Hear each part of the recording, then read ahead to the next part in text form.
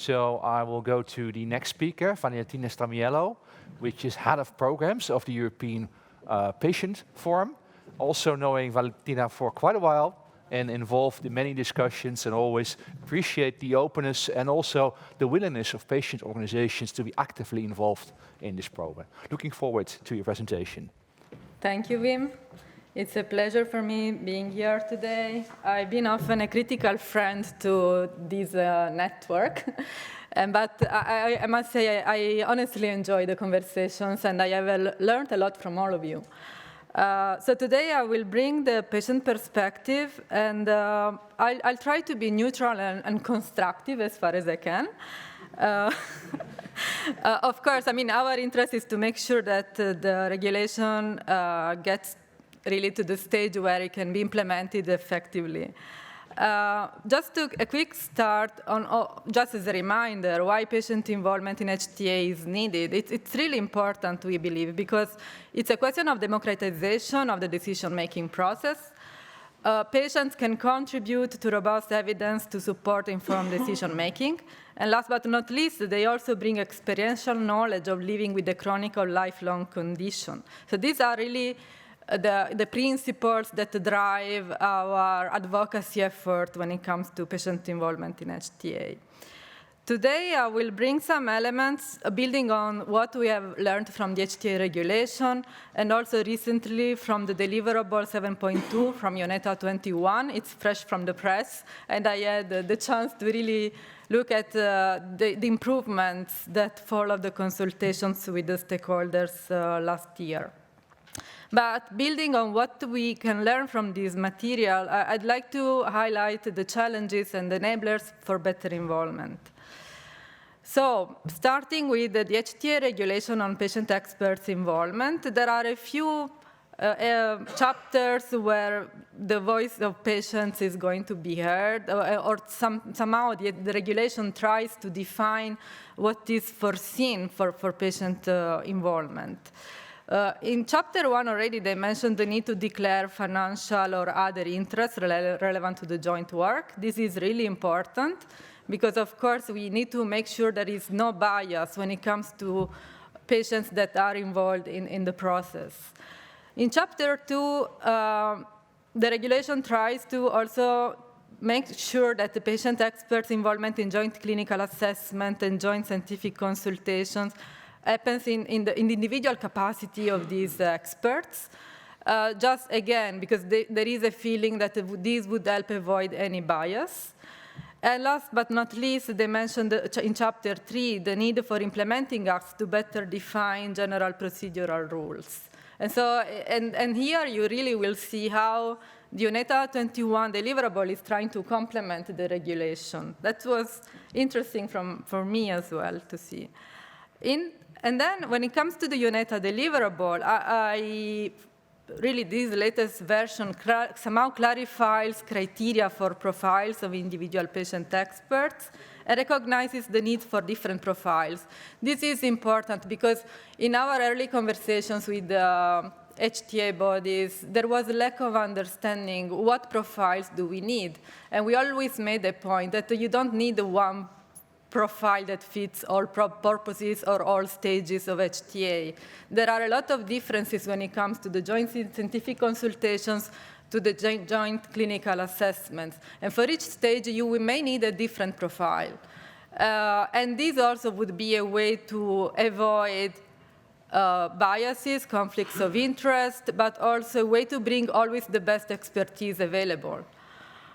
Another point is brought from UNETA is the fact that it offers also a more flexible set of criteria in terms of connections or not to patient organizations. So somehow they recognize that, yes, we need individual patient experts, but often many of them are connected to existing communities. And that's also important. We always stress the importance of connections to communities because this is what, from our perspective, brings the legitimacy and representativeness of that voice.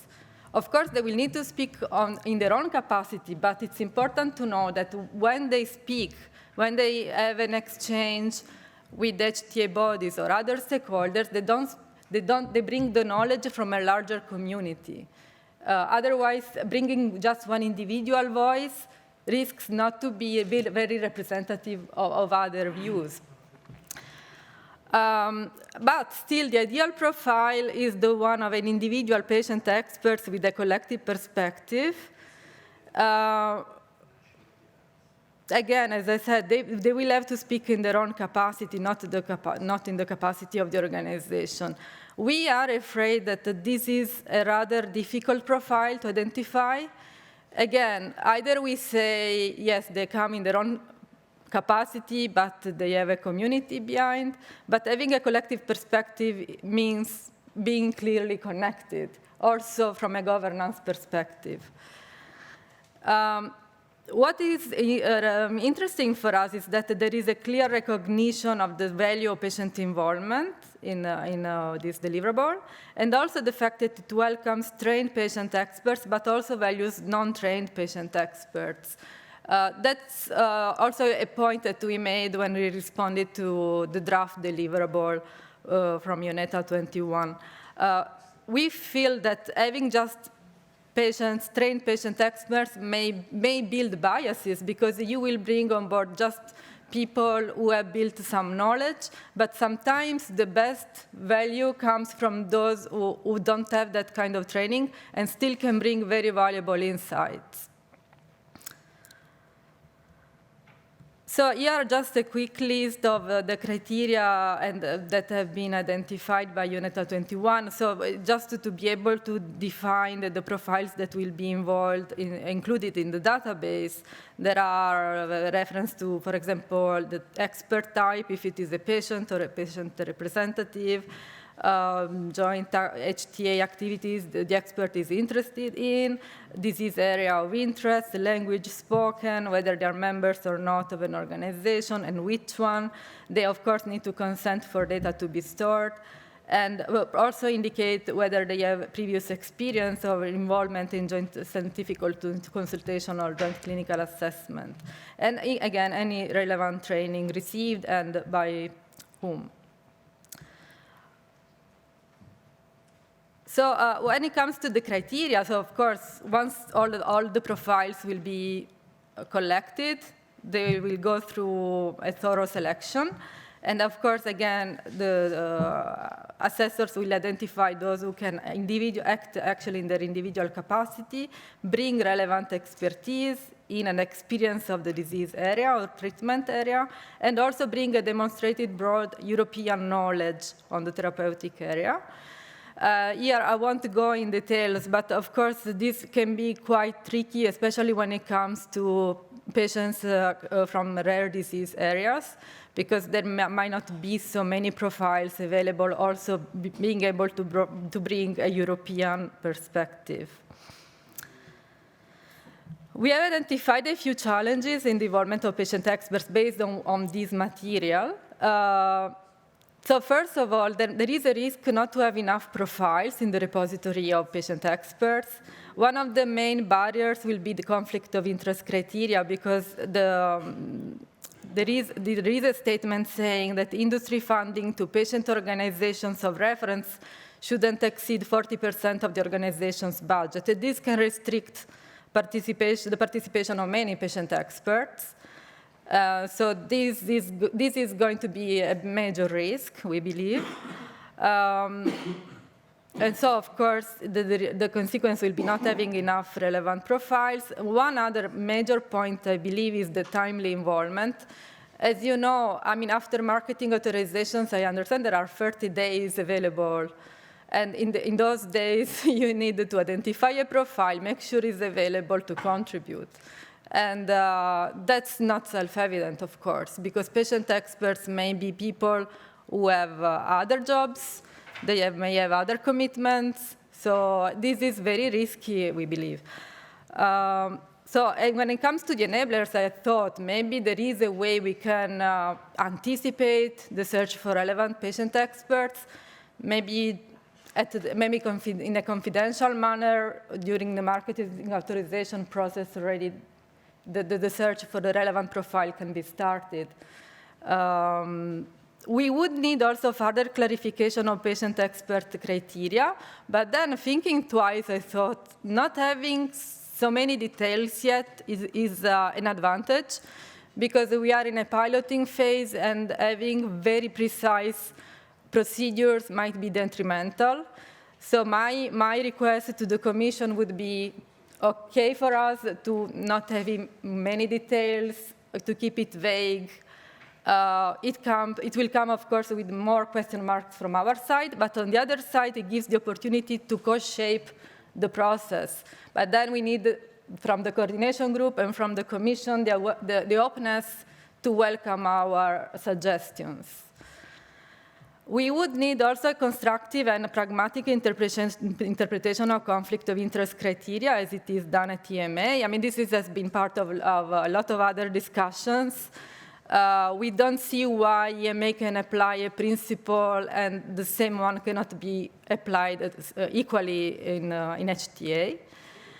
And also, we need to have a constructive involvement of patient organizations in the identification of potential profiles. This is foreseen, but unfortunately, it's not very sustainable as it is. And this point will come also later on when I talk about patient organizations. So now more specifically about involvement of patient organizations, the HTA regulation mentions that selected patient organizations to join the stakeholder network, once they join, will be able to act in this capacity and eventually join the coordination group meetings as observers when it is allowed.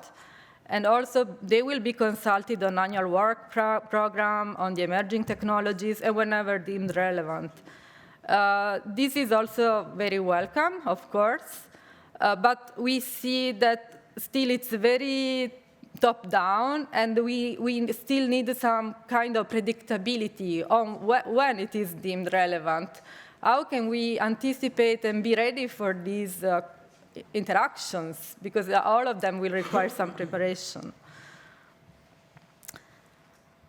And when it comes to the UNETA provisions about patient organizations involvement, we were happy to find out that now the deliverable suggests that patient organizations should also be involved in joint clinical assessments. It was not foreseen in the previous version.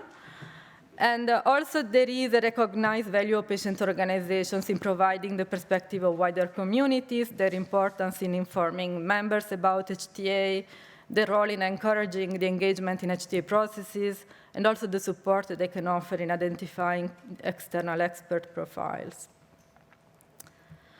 Challenges, again, conflict of interest criteria for patient organizations are not well clarified. I guess the same principles that apply to patient expert will apply.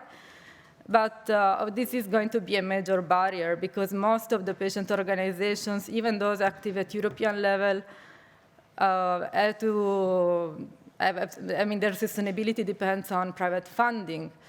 Now the question is that we believe conflict of interest is not just generated by the fact that we get access to private funding. We have to see how conflict of interest is generated. What triggers conflict of interest? And this is still a gap in both in the regulation and in the deliverable. Having more clarity on the framework for conflict of interest would also allow to have more predictability on whether patient organizations can get involved.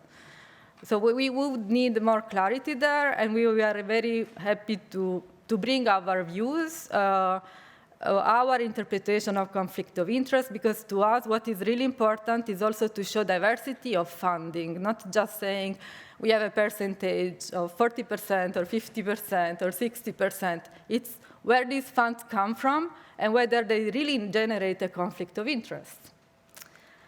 And last but not least, there's no mention of financial support to patient organizations to ensure that they have a human and financial capacity to support the process. And the role of national patient organizations still needs to be clarified. So at the moment, it feels it's left to the European organizations to define a kind of governance system that will inform also the views of national patient organizations. But it would be important for us also to have a framework that shows the legitimacy, representativeness of the collective patient's voice that well integrates the views of national organizations. As enablers, I said, of course, the predictability of involvement of patient organizations would be key. We, as I said, clarification on the criteria for conflict of interest, a governance framework that can show the framework to represent the voice of national patient organizations, and also recognize the capacity required from patient organizations in this collaborative effort. And that's it from my side.